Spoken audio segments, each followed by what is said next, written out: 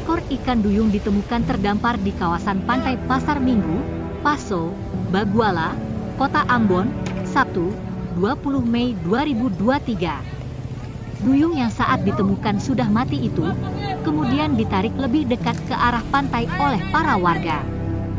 Sontak temuan ikan terdampar yang berukuran langka itu membuat warga heboh. Ratusan warga pun langsung berbondong-bondong ke lokasi menyaksikan ikan duyung. Bahkan, tak sedikit pengendara yang melintasi area Pasar Minggu ikut penasaran lalu singgah melihat ikan tersebut.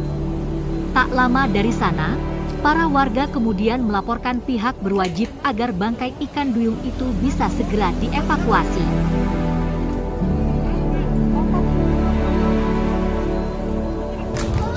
Kalau